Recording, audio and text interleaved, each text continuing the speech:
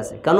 আমরা হলাম গণতান্ত্রিক দেশের জনগণ, আর গণতান্ত্রিক দেশের মূল থিওরি হলো অধিকাংশ যেদিকে ওইটাই ঠিক। তারা সংখ্যাগরিষ্ঠতাকে সত্যের মাপকাঠি বলে মেনে নেয়। দুইজনের নির্বাচনে দাঁড়াইছে, একজনের 11 ভোট পাইছে, আরেকজনের 5 ভোট পাইছে। কে বিজয়ী? 11 ভোট পাওয়া। 11 ভোট পাওয়া লোকটা যে সে যদি সন্ত্রাসী হয় সেই বিজয়ী, আর 5 ভোট পাওয়া লোকটা যদি আল্লাহর ওলিও হয় সে পরাজিত। এটা গণতান্ত্রিক থিওরি। আর ইসলামিক থিওরি সম্পূর্ণ বিপরীত। যে ব্যক্তি আল্লাহর পথ অনুযায়ী চলে, তাকওয়া অবলম্বন করে, তারে পৃথিবীর কেউ ভোট না দিলেও সে বিজয়ী। এটা ইসলাম। কোরআনের অনেক আয়াত পাবেন সংখ্যাগরিষ্ঠ জনগণের বিরুদ্ধে। ইসলাম সংখ্যাগরিষ্ঠ দিয়ে চলে না, সংখ্যালঘিষ্ঠতা দিয়েও চলে না। ইসলাম তাকে হক কোনটা, সঠিক কোনটা, ওইটাই সঠিক, ওইটাই গ্রহণ করতে হবে। সূরা নাহলের 36 নম্বর আয়াতে বলছেন, ওমা ইয়াত্তাবিউ আকসারুহুম ইল্লা জান্নান, পৃথিবীর অধিকাংশ মানুষগুলো ধারণার অনুসরণ করে। আর ইন্না যান্না লা ইউগনি মিনাল হাক্কি শাইআ, ধারণা মানুষকে কখনো সত্যের সন্ধান দিতে পারে না।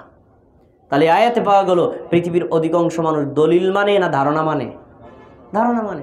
সবাই যা করে মানে এইটি হবে, সবাই যেভাবে করে এইটি হবে, ঠিক। দুই দল যুদ্ধ লাগে, কোন দলের লোক বেশি, আমি ওই দলে আছি ভাই, এরকম বলে না? এ লোক হেদায়েত পাবে না তো। সূরা আনআমের 116 নম্বর 17 নম্বর আয়াত করে দেখেন, আরো কঠিন কথা। শুধু আপনাকে আমি না কেন, মুহাম্মদ সাল্লাল্লাহু আলাইহি ওয়াসাল্লামকে বলছেন, ওয়াইন তুতি আকসার মান ফিল আরদি ইউদিল্লুকা আন সাবিলিল্লাহ। মুহাম্মদ সাল্লাল্লাহু আলাইহি ওয়াসাল্লাম, তুমি শোনো, তুমি যদি পৃথিবীর অধিকাংশের কথা মেনে নাও, তাহলে এই পৃথিবীর অধিকাংশ মানুষ তোমাকে আল্লাহর রাস্তা থেকে সরিয়ে দিবে। কেন? পৃথিবীর অধিকাংশ মানুষ অতীতেও আল্লাহর রাস্তায় ছিল না, বর্তমানে অনেক কিয়ামত পর্যন্ত থাকবে না। অধিকাংশ মানুষ গোমরা পথে, অধিকাংশ মানুষ জাহান্নামের পথে, এটা প্রমাণিত সত্য। আপনি যদি বলেন সবাই যা করে তাই করবো, সবাই যা বলে তাই বলবো, সবাই যেদিকে আছে আমিও সেদিকে, সবাই যেভাবে করে আমিও করবো সেভাবে, এই কথা যদি আপনি বলেন, আপনি আয়াত থেকে জেনে নেন আল্লাহ বলছেন, ইন্না রাব্বাকা হুয়া আ'লামু মান ইউদিল্লু আন সাবিলিহি ওয়া হুয়া আ'লামু বিল মুহতাদিন। আল্লাহ ভালো জানেন কারা বেশি হেদায়েত প্রাপ্ত, আল্লাহ ভালো জানেন কারা বেশি গোমরা। এই আল্লাহই বলছেন অধিকাংশ লোকের কথা মানা যাবে না। আরও কয়েকটা দলিল আপনারা দেই। সূরা নাহলের 120 নম্বর আয়াত, ইব্রাহিম আলাইহিস সালাম তিনি ছিলেন একজন তাওহীদবাদী মুমিন। যখন তিনি তাওহীদবাদী মুমিন, তিনি আল্লাহর পক্ষ থেকে নবুয়ত পেয়েছেন, তখন সারা পৃথিবীর মধ্যে তিনি একা ছিলেন তাওহীদবাদী, আর পৃথিবীর সব মানুষ ছিল মুশরিক, কাফের। আল্লাহ তাআলা সারা পৃথিবীর মানুষকে কাউন্ট করেন নাই, এরা কাউন্ট করার যোগ্যই না। ইব্রাহিমকে আল্লাহ কাউন্ট করেছেন কি? সূরা নাহল 120 নম্বর আয়াতে বলছে, ইন্না ইব্রাহিমা কানা উম্মাতান কালিতান লিল্লাহি হানিফা। নিশ্চয়ই ইব্রাহিম আলাইহিস সালাম একাই ছিলেন আল্লাহর জন্য নিবেদিত একটা জাতি, তিনি মুশরিকদের অন্তর্ভুক্ত ছিলেন না। আপনাদের কাছে প্রশ্ন, জাতি বাংলা ভাষায় এটা হলো বহুবচনবাচক। আমরা বাঙালি জাতি বলতে কি আমাকে একা বোঝায়, আপনাকে একা বোঝায়, অনেক লোককে বুঝায় না। তো ইব্রাহিম আলাইহিস সালাম একা, আল্লাহ তারে জাতি বলছেন, আর পৃথিবীর সব মানুষকে আল্লাহ জাতি বলেন নাই। তার মানে এরা ছিল মুশরিক, এদের আল্লাহর কাছে কোনো দামই নেই। যে তাওহীদবাদী সে একা হলেও আল্লাহর কাছে সে গ্রহণযোগ্য। আরো কঠিন হাদিস নেবেন, সহিহ বুখারী 4147 নম্বর হাদিস করে নবী সাল্লাল্লাহু আলাইহি ওয়াসাল্লাম বলছেন, মিন কুল্লি আলফিন 999 আদম আলাইহিস সালামের বংশে, মানে মানুষের মধ্যে 1000 জনের মধ্যে 999 জন লোক যাবে জাহান্নামে। জান্নাতে কথা বলেন, জান্নাতে? জান্নাতে বেশি না জাহান্নামে বেশি? আর আপনি যদি বলেন সবাই যা করে তাই করবো, আপনি কোন পথে আছেন হিসাব করেন। সবাই যেদিকে যায় আপনি সেদিকে যাবেন, আপনি কোন পথে আছেন হিসাব করেন। হাদিস তো স্পষ্ট। আরেকটা হাদিস আপনাদের মুখস্থ আছে, একটু মনে করাই দিই। সুনানে তিরমিজি হাদিস নাম্বার 2641, নবী সাল্লাল্লাহু আলাইহি ওয়াসাল্লাম বলেছেন, ইহুদি জাতি তারা ধর্ম নিয়ে 71 দলে ভাগ হয়েছিল, 70 দল জাহান্নামে, 1 দল গিয়েছিল জান্নাতে। খ্রিস্টান জাতি তারা তাদের ধর্ম নিয়ে 72 দলে ভাগ হয়েছিল, 1 দল জান্নাতে, আর বাকি 71 দল জাহান্নামে। অচিরেই আমার উম্মত 73 দলে ভাগ হবে, এর ভিতরে 72 দল যাবে জাহান্নামে, জান্নাতে কথা বলেন সবাই জান্নাতে। এই হাদিস আপনাদের জানা আছে না? এখান থেকে আপনি এই শিক্ষাটা বের করেন তো, যদি 72 দলের মধ্যে এক দল জান্নাতে যায়, 73 দলের মধ্যে এক দল জান্নাতে যায়, 72 দল জাহান্নামে যায়, তাহলে জাহান্নামীদের সংখ্যা বেশি না জান্নাতীদের সংখ্যা বেশি? এখন আপনি বলেন সবাই যা করে তাই করবো, এই মসজিদে 100 লোক একরকম করে, এই মেয়ে তুমি একা একরকম করলে হবে? সবাই যা করে তাই করো, এ কথা যে বলে সে লোকটা হলো জাহান্নামের পথের প্রতীক। হাদিস তার প্রমাণ। এই জন্য ইসলামী শরীয়তে সংখ্যা গরিষ্ঠতার কোনো দাম নাই, সংখ্যা লঘিষ্ঠতার কোনো দাম নাই। সংখ্যা গরিষ্ঠতা কখনো সত্যের মাপকাঠি হতে পারে না। সত্যের মাপকাঠি হলো আল্লাহ কি বলেছেন তাই, সত্যের মাপকাঠি হলো নবী কি বলেছেন তাই, ওইটি আপনাকে মানতে হবে। এবার প্রশ্ন, আমরা কি তাহলে এরকম অধিকাংশ লোকের কথা মানি না? ওরে কয় কি, এ লোকের অভাব নাই, সবাই যা করে তাই করতে হবে। আহলুল হাদিসদের আকীদা মানহাজ কোরআন এবং হাদিসের কষ্টি পাথরে শতভাগ সিদ্ধ, এক চুল পরিমাণ ভিন্নতা নাই। পাকিস্তানের শ্রেষ্ঠ আলেম ইহসান ইলাহি জাহির রাহিমাহুল্লাহ তিনি বলেছিলেন, আমার 2 কোটি টাকার গাড়ি আছে, আহলে হাদিসের একটা আমল যদি কেউ কোরআন হাদিসের বিরুদ্ধে প্রমাণ করতে পারে, আমি গাড়িটা তাকে গিফট করব। কেউ যদি দেখাতে পারে যে তোমরা আমল করো, তার দলিল নাই, দেখাও, গিফট গাড়িটা দিয়ে দেবো। কেউ পারে নাই, তো মানেন না কেন? আহলে হাদিসে যা করে ভাই হাদিসে আছে, কিন্তু আমাকে মাযহাবে নাই তাই মানি না। হাদিসে আছে কিন্তু বড় হুজুর তো মানে না তাই মানি না। হাদিসে আছে ভাই সৌদি আরব চলে, বাংলাদেশে চলে না তাই মানি না। কথা বুঝেন নাই? হাদিসে আছে কিন্তু দেখেন আপনি মকসুদ তোর কয়জনে আপনাদের কথা মানে না, অতএব আমরা সবাই যা মানে তাই মানবো, এই কথা যে বলে সে কোনো দিন হেদায়েত পাবে না, কোরআন হাদিস রিসিভ করতে পারবে না, কোরআন হাদিস রিসিভ করতে পারবে না। এরপরে আসেন বাপদাদার অন্ধ অনুসরণ। বাপদাদার অন্ধ অনুসারী মানুষ আমাদের সমাজে নাই? আছে। বাপদাদার অনুসরণ জায়েজ, অন্ধ অনুসরণ হারাম। আমি অনুসরণ করি না। আমি এই যে আপনাদের সামনে খুতবা দিচ্ছি বাংলা ভাষায়, এই শব্দগুলো আমি কোথায় পড়ছি? মা বলছে, বাবা বলছে, প্রতিবেশী বলছে, এলাকার শুনতে শুনতে আমি বাংলা ভাষা শিখে গেছি, তাই না? এটাও তো বাপদাদার অনুসরণ। বাপদাদার ভালো কাজ যেটা রিসিভ করা যাবে, বাপদাদা যদি প্রমাণিত হয় তার এই কাজটা ভুল, এটাকে বাদ দিয়ে দিতে হবে। প্রমাণিত হয় তিনি এই কাজটা ভুল করেছেন, এটাকে বাদ দিয়ে দিতে হবে। কারণ অন্ধ অনুসরণ করাই হলো ভয়ঙ্কর, আর অনুসরণটা জায়েজ আছে। আমরা বাপদাদা থেকে ভালো যে রীতিগুলো পাবো সেগুলো গ্রহণ করব, যেগুলো ভুল বলে প্রমাণিত হবে ভুলটাকে বাদ দিব। আল্লাহর কাছে বাপদাদার জন্য ক্ষমা চাইবো, আল্লাহ আমার বাবা জানতে পারে নাই, জানলে ছেড়ে দিতেন, আমার মা বুঝতে পারে নাই, বুঝলে তিনি ছেড়ে দিতেন, আল্লাহ তুমি তাকে ক্ষমা করে দাও, দোয়া করব। কিন্তু না, আপনি সত্যটা জানার পরেও বললেন না বাপদাদা 14 গোষ্ঠী যাই করে তা করবো। নতুন নতুন কত হাদিস বাইরে, ও কি মানা যায় নাকি? এরকম বলনেওয়ালা মানুষ নাই, তাদের জন্য কোরআনের আয়াত সূরা বাকারা 170 নম্বর আয়াত খুলে দেখেন, আল্লাহ বলছেন ওয়াইযা কিলা লাহুম ইত্তাবিউ মা আনজালাল্লাহ, যখনই তাদেরকে বলা হতো আল্লাহ যা নাজিল করেছেন তোমরা তা মেনে নাও, ক্বালু তারা বলতো বাল নাত্তাবিউ মা আলফাইনা আলাইহি আবাআনা, না কোরআনে আল্লাহ যা বলছেন হাদিসে যা বলছেন ওটা আমরা মানবো না। কি? আমরা আমাদের বাপ দাদাদেরকে যা করতে দেখছি ওইটাই করবো। তারা কাবা ঘরের মধ্যে 360টা মূর্তি ঢুকাইয়া তার পূজা করছে, ওইটাই করবো। কেন করবে? বাপ দাদাদের করতে দেখছি তাই। মুশরিকদের রেফারেন্স আল্লাহ বলছেন আওয়ালাউ কানা আবাহুম লা ইয়াকিলুনা শাইআন ওয়া লা ইয়াহতাদুন, তার বাপ দাদারা তো গোমরা ছিল, হেদায়েত প্রাপ্ত ছিল না, তারা তো জ্ঞানী ছিল না, তারা কোরআন হাদিস বুঝতো না, তারা ওয়াহি বুঝতো না, তারপরেও কি তারা তাদের অনুসরণ করবে? আল্লাহ প্রশ্ন করছে। সূরা লুকমান 21 নম্বর আয়াত খুলে দেখেন, আল্লাহ বলছেন যখন তাদেরকে বলা হতো আল্লাহ যা নাজিল করছে তোমরা তা মানো, তখন তারা বলতো না আমরা আমাদের বাপদাদাদেরকে যা করতেছি তাই করব।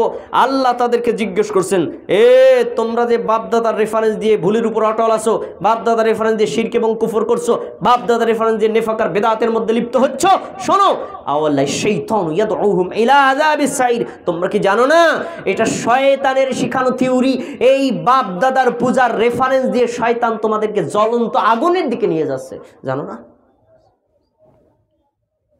তাহলে বাপদাদার কথা মানতে হবে, কোরআন হাদিস মানা যাবে না। এই থিওরি শিখানো কার? শয়তানের। এই থিওরি কার? কাফের মুশরিকদের। কোনো মুসলমানই কথা বলতে পারে না যে কোরআন হাদিস মানবো না, বাপদাদা যা করছে তাই করব। কোনো মুমিনে কথা বলতে পারে না, যদি বলে তাহলে সে হেদায়েত পাবে না। আমি একটা জ্বলন্ত দলিল আপনার সামনে পেশ করছি, সহিহ মুসলিমের হাদিস। রাসূলুল্লাহ সাল্লাল্লাহু আলাইহি ওয়াসাল্লামের আপন চাচার নাম আবু তালেব। আবু তালেব মৃত্যু শয্যায় শায়িত, অসুস্থ, যে কোনো সময় মারা যাবেন। শুনছেন তিনি, সরাসরি চাচাকে দেখতে চলে গেছেন তার বাসায়। ঘরের মধ্যে গিয়ে দেখছেন আবু তালেবের পাশে আবু জাহাল, আব্দুল্লাহ ইবনে আবু উমাইয়া। বলেন আবু জাহেল কি মুমিন না কাফের? কাফের না, পাশে। তার মানে আমাদের নবী দেখতে যাওয়ার আগে তারা দেখতে গেছে। কেন? আবু তালেব সম্মানিত মানুষ, অসুস্থ দেখতে যেতে হয় না? লিডাররা দেখতে আসছে, আস্তে দেখতে আসুক।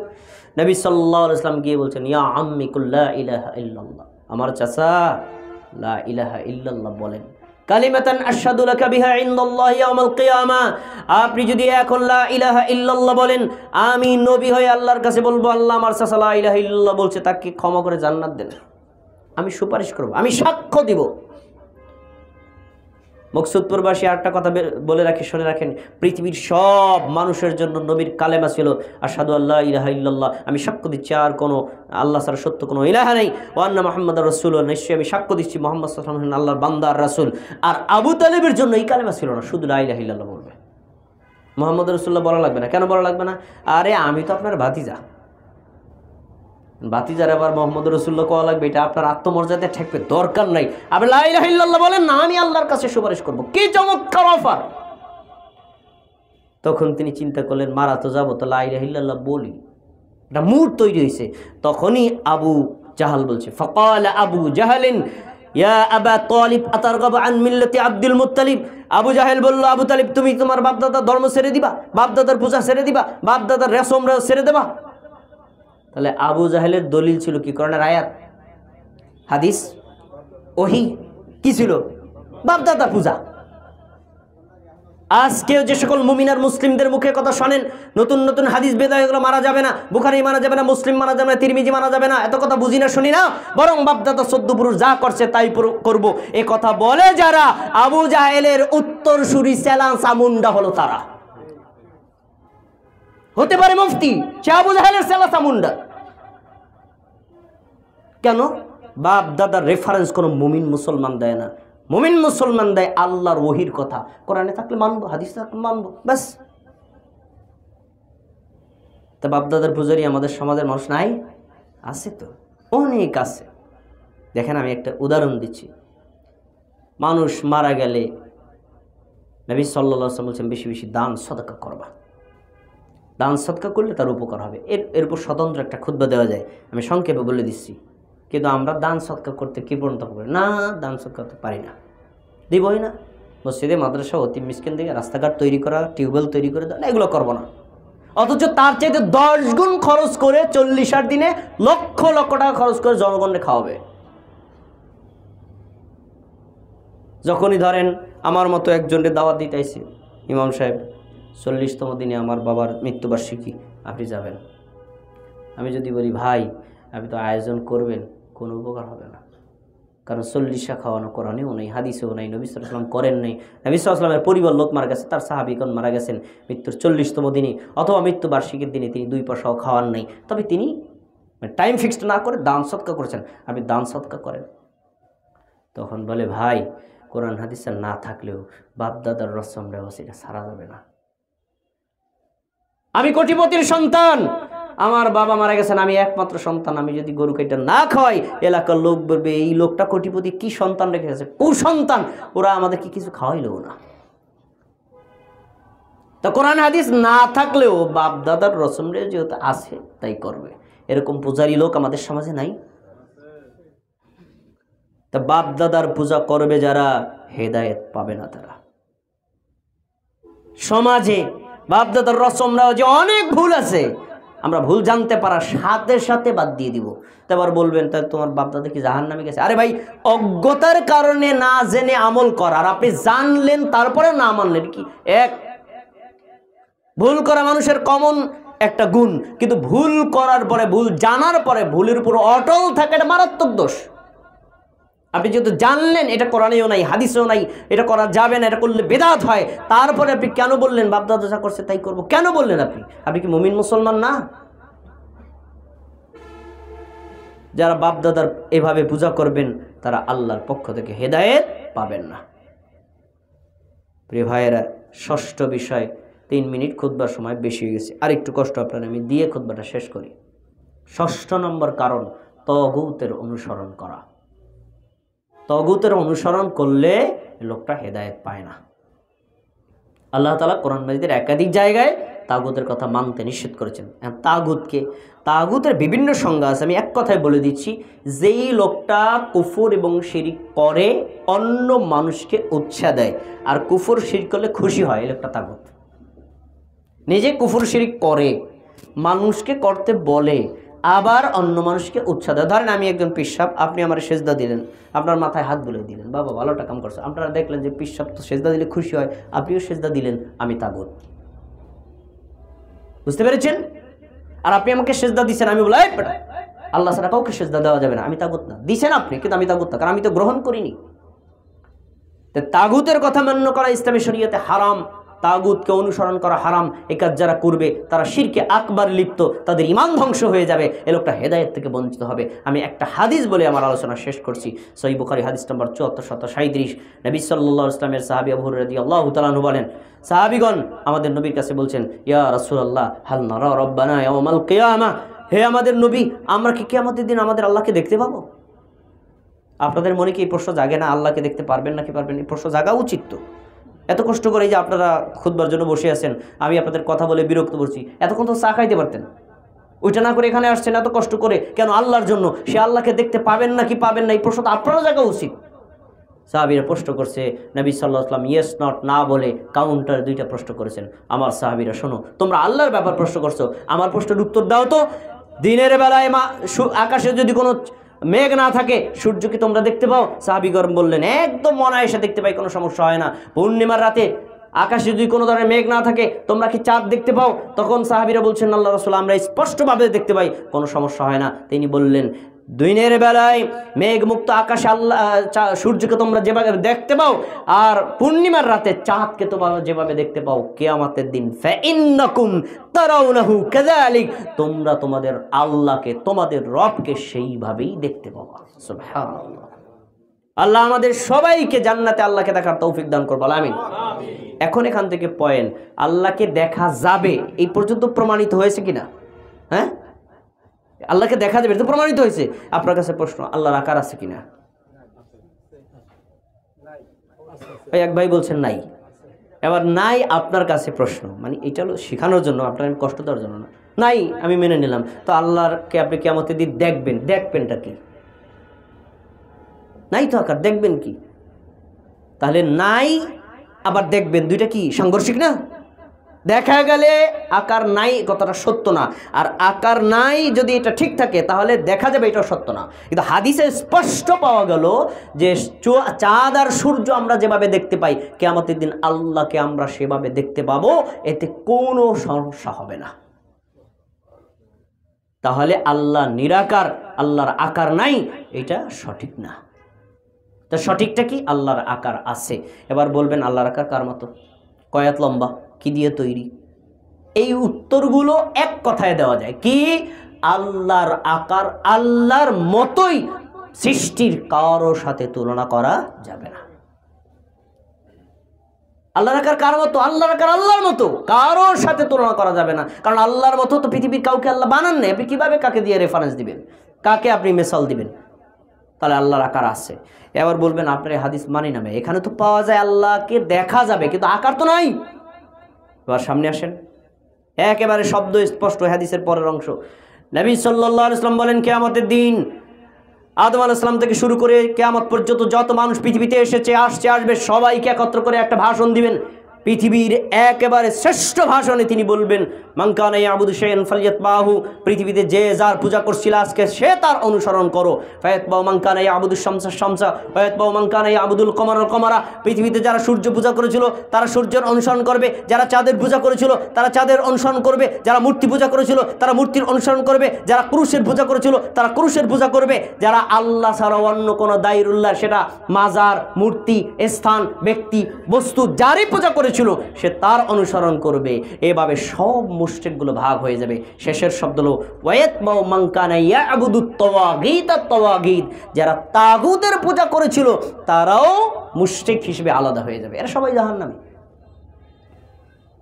তারপরে ফায়াতিহিমুল্লাহু ফি সূরাতিন গায়রা সূরাতি, আল্লাহ তার নিজের আকৃতির বাইরে একটা ডুপ্লিকেট আকৃতি ধারণ করে মানুষের কাছে এসে বলবেন, আনা রব্বুকুম, এ মানুষগণ আমি তোমাদের রব, আমি তোমাদের রব। এ কথা যখন বলবে না, তখন উপস্থিত মুনাফিক যারা, তারা এই নকল আল্লাহকে আল্লাহ বলে স্বীকার করবে, আর সত্যিকারের মুমিন যারা তারা স্বীকার করবে না। এরপরে আল্লাহ রাব্বুল আলামিন মুনাফিকদেরকে আলাদা করলেন। সব শেষ কথাটা মনে রেখেন, আমি খুতবা শেষ করে দিচ্ছি।